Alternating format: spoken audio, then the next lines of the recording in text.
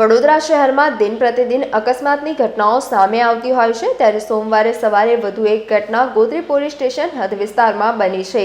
Nilambar circle પાસે crockery mixer machine dumper લઈ જતા ડ્રાઈવરે યુવતીને અડફેટે લેતા સ્થળ પર મોત થયું હતું, જ્યારે બાળકને સારવાર અર્થે ખસેડવામાં આવ્યું છે। આ બનાવને પગલે ગોત્રી પોલીસે મહિલાના મૃતદેહને પોસ્ટમોર્ટમ અર્થે ખસેડી આગળની કાર્યવાહી હાથ ધરી છે। આ સમગ્ર ઘટના સીસીટીવીમાં કેદ થઈ હતી। શહેરના ગોત્રી નીલાંબર સર્કલ પાસે અકસ્માત સર્જાતા યુવતીનું ઘટના સ્થળે જ કમકમાટી ભર્યું મોત નીપજ્યું હતું। શહેરમાં પ્રતિબંધ હોવા છતાં ભારદારી વાહને વધુ એક યુવતીનો ભોગ લીધો છે। ક્રોકરેટ મિક્સર લઈને જતા ડ્રાઈવરે યુવતીને અડફેટે લીધી હતી। આ યુવતી બાળકને લઈને પસાર થતી હતી ત્યારે આ ઘટના બની હતી। આ ઘટનામાં જીવ ગુમાવનાર મહિલાનું નામ હિમાની શ્રીમાળી હોવાનું સામે આવ્યું છે, જ્યારે બાળકીનો આબાદ બચાવ થયો છે।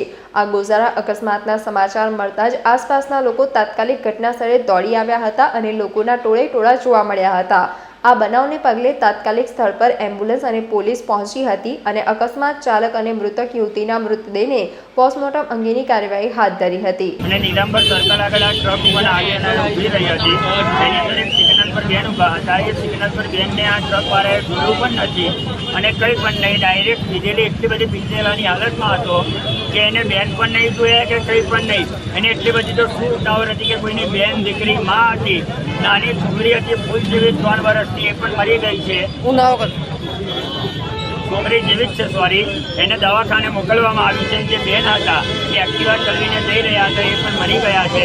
તો સરકારને નમ્ર એટલી અપીલ છે કે આવા ભારે વાહનો બંધ કરાવો, જેથી આપણી બેન દીકરીઓ હોય બહેનો બધા બચી શકે।